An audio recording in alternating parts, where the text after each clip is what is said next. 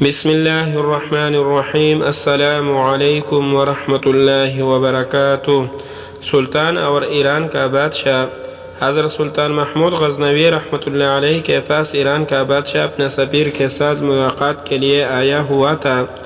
دن سارا سلطنت کے امور پر تبادلہ خیال میں گزر گیا۔ رات کے کھانے کے بعد ایرانی بادشاہ اور سفیر کو مہمان خانے میں آرام کرنے کے غرض سے بھیج دیا گیا۔ سلطان محمود غزنوی رحمۃ اللہ علیہ خود بھی مہمان خانے میں ہی ایک الگ خیمہ نما کمرے میں ٹھہرے تاکہ مہمانداری میں کوئی کمی نہ رہ جائے۔ تقریباً نصف رات کے بعد سلطان نے اپنے خیمے کے باہر کھڑے غلام کو آواز دی، حسن! اس نے پانی کا لوٹا اور خرمچی اٹھائی اور خیمہ میں داخل ہو گیا۔ ایرانی بادشاہ بڑی حیرت سے اپنے خیمے کے پردہ سے یہ منظر دیکھ رہا تھا اور ساتھ ہی ساتھ سلطان محمود غزنوی رحمۃ اللہ علیہ کے غلام حسن کے باہر آنے کا منتظر بھی تھا۔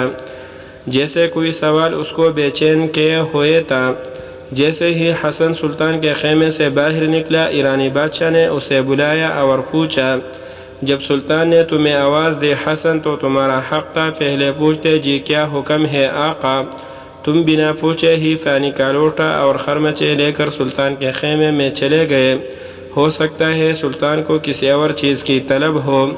حسن مسکرایا اور ایرانی بادشاہ کو جواب دیتے ہوئے بولا، حضور میرا مکمل نام محمد حسن ہے اور میرا سلطان ہمیشہ باوضو رہتا ہے، اور جب اس کا وضو نہ ہو تب ہی مجھے حسن کہہ کر پکارتا ہے، اور میں سمجھ جاتا ہوں اب سلطان کو وضو کی حاجت ہے، جو انہوں نے اسم محمد صلی اللہ علیہ وآلہ وسلم اپنی زبان سے ادا نہیں کیا۔ آج تک میرے سلطان نے بغیر وضو کے مجھے محمد حسن کہہ کر نہیں پکارا۔ اللہ اکبر! یہ تھے وہ ہمارے اسلامی تاریخ کے ہیروز جن کے دلوں میں عشق مصطفیٰ کے ٹاٹے مارتا ہوا سمندر تھا، اور کافر مشرک ان کا نام سن کر کانپتے تھے۔